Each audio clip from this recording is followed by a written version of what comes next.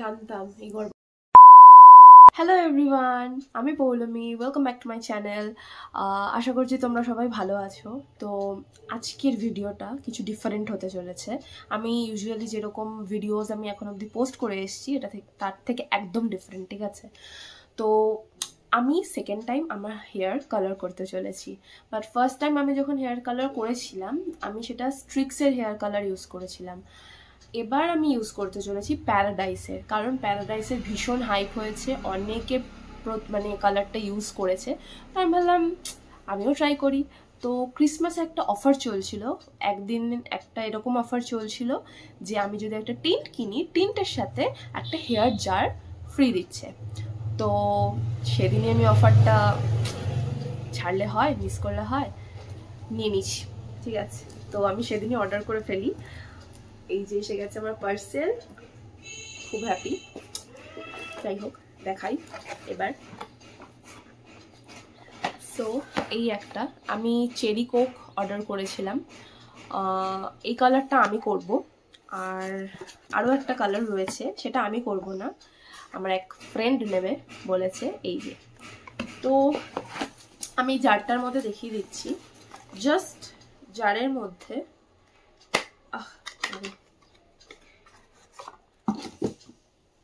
কালারটাই রয়েছে, ঠিক আছে? তো এই জারটা মেনলি কালার জারটা হচ্ছে যাদের চুল ব্লিচ করে কালার করতে চায়, মানে এটা হচ্ছে সেমি পার্মানেন্ট হেয়ার কালার। তো এই কালারটা ফোটানোর জন্য চুলে আমাদের আগে ব্লিচ করতেই হবে, দেন এই কালারটা অ্যাপ্লাই করলে তবেই কিন্তু এটা রেজাল্টটা পাওয়া যাবে। আদারওয়াইজ কিন্তু এমনি যদি ব্ল্যাক হেয়ারে ইউজ করা হয় তাহলে কিন্তু আমরা রেজাল্ট খুব একটা দেখতে পাবো না। বা কারো যদি হেয়ার কালার ফেড হয়ে থাকে, তো সেই ক্ষেত্রে যদি তারা এই কালারটা ইউজ করে তো তাদের ক্ষেত্রেও এটা ভালো। তো এটা তাদের জন্য। আমি তাও একবার খুলে দেখিয়ে দিই।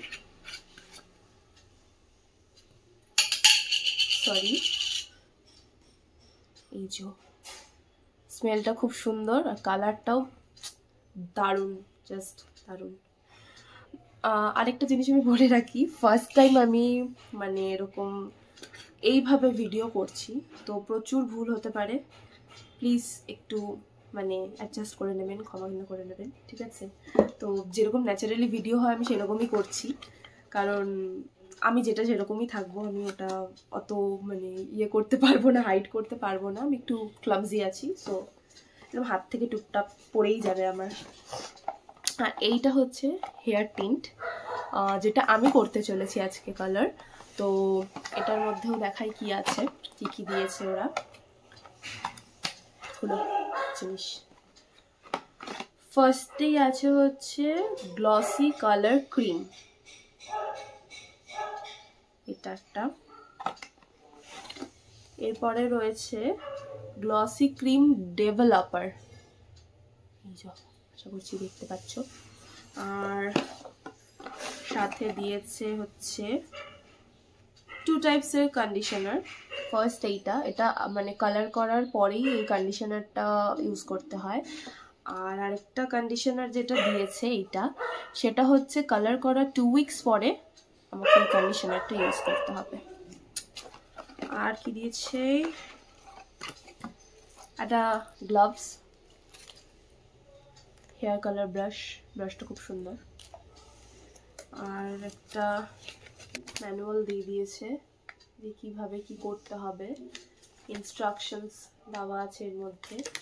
তো এটা আমাকে পড়ে করতে হবে, ফার্স্ট টাইম করছি। আর এবার আমি একা একা নিজের চুলে নিজে ট্রাই করব, সেটাও একটা ব্যাপার আছে, তাই জন্য আমি এক্সাইটেড। ব্লান্ডার হয়ে গেলে তো হয়ে গেল, বাট ট্রাই করবো যাতে ব্লান্ডার না হয়। তো সি যা হবে দেখা যাবে কি হয়। এরপর আমি তোমাদের অ্যাপ্লিকেশনটা দেখাচ্ছি। এবার কালার মিক্সিংটা স্টার্ট করি। আশেপাশে না বিভিন্ন আজে বাজে নয়েজ হতে পারে, মানে রাস্তা দিয়ে লোক যাচ্ছে, হকাররা যাচ্ছে, তো সেগুলোর আওয়াজ আসবে। এটাও ন্যাচারাল জিনিসের মধ্যেই পড়ে, মেনে নেবেন, ঠিক আছে? ওগুলো আমি সরাতে পারবো না, মেন রোডের উপর বাড়ি হলে যা হয় আর কি। যাই হোক, কালারটা এরকম থুবড়ানো এসছে কেন আমি তো বুঝতে পারছি না, কিরকম থুবলে গেছে লাগছে। যাই হোক, তো ফার্স্ট ম্যানুয়ালে যেটা দেওয়া আছে যে আমাকে গ্লাভস পরতে হবে। দেন কালারেন্ট অ্যান্ড ডেভেলপারটা বলে মিক্সড করতে হবে। দেন অ্যাপ্লাই করতে হবে, 30 to 45 মিনিটস রাখতে হবে, depend on the desired strength of colour. Okay, then wash করতে হবে। তো ঠিক আছে, আগে কালারটা মিক্সড করি। আমি একটা প্লাস্টিকের এমনি কন্টেনার নিয়ে নিয়েছি, কারণ কোনো কাচের বোলটোল আমি নিতে পারবো না, কারণ হাত থেকে পড়ে গেলে আমাকে মা মারবে, আর আমি যা ক্লামজি। তো ও, এটা আটকানো ছিল। ওয়েট, এটাকে ইয়ে করতে হবে। করে দিয়েছি অলরেডি, গড়বড়, হাতে মাতে লাগিয়ে ফেলেছি।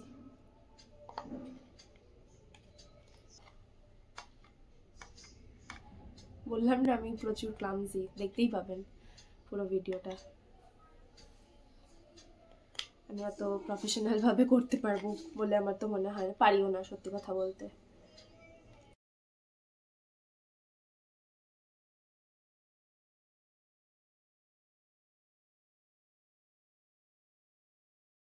ঢেলে নি, হ্যাঁ, মন দিয়ে।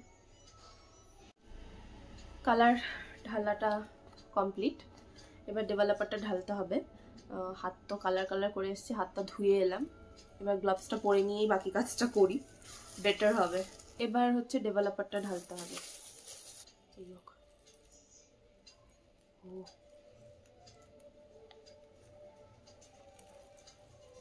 ডেভেলপারটা ঢালা হয়ে গেছে, এবার মিক্সিং টাইম।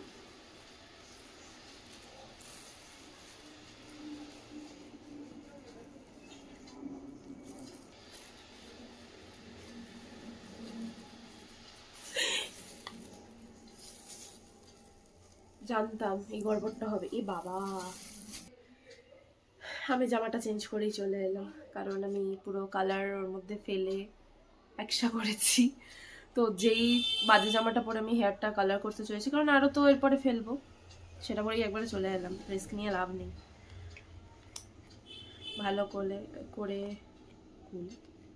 ভালো করে কালারটা মিক্সড করে নিই।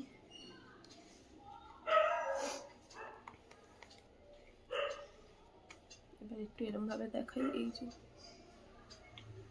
যে কোনো কালার অ্যাপ্লাই করার আগে না আপনারা যেটা করবেন সেটা হচ্ছে প্যাচ টেস্ট করে নেবেন।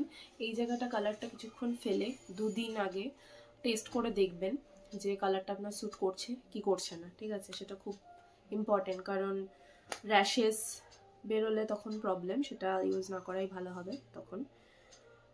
আর কালার অ্যাপ্লাই করার আগে যে এরিয়াগুলোতে আমাদের কালার লাগার চান্সেস আছে হাই, সেগুলোতে ভ্যাজলিন বা কোকোনাট অয়েল বা যে কোনো অয়েল আপনারা লাগিয়ে নিতে পারেন, তাহলে কালারটা ওখানে বসবে না, উঠতে সুবিধা হবে। আমি ভ্যাজলিন অ্যাপ্লাই করে নিচ্ছি ইউজ করার আগে। আমি যদিও আমার পুরো হাতটাকেই কালার করে ফেলেছি অলরেডি।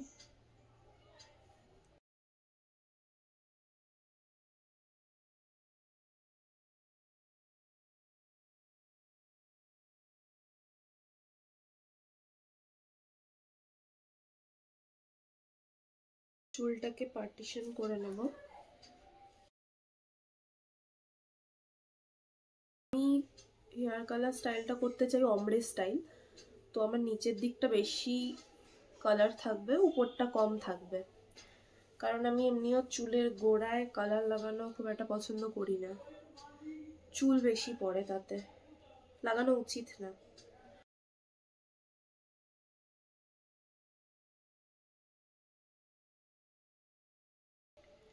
নিচের দুটো পার্টও এরকম পার্টিশন করবো, চুলটা আর একটু নিলে হয়।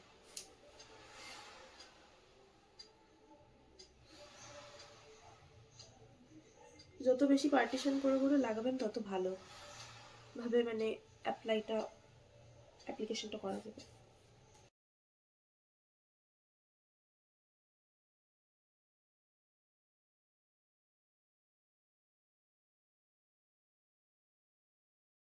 এবার কালার অ্যাপ্লাই করব।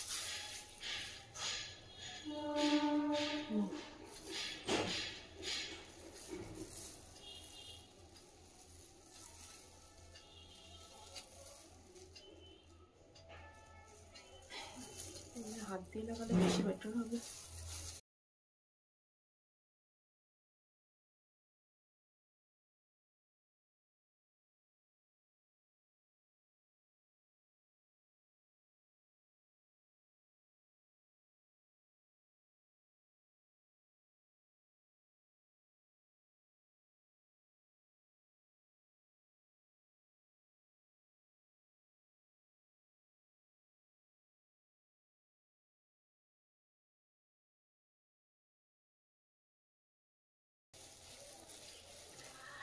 তো আমার পুরো অ্যাপ্লাই করা হয়ে গেলে দেন আমি আপনাদেরকে দেখাবো।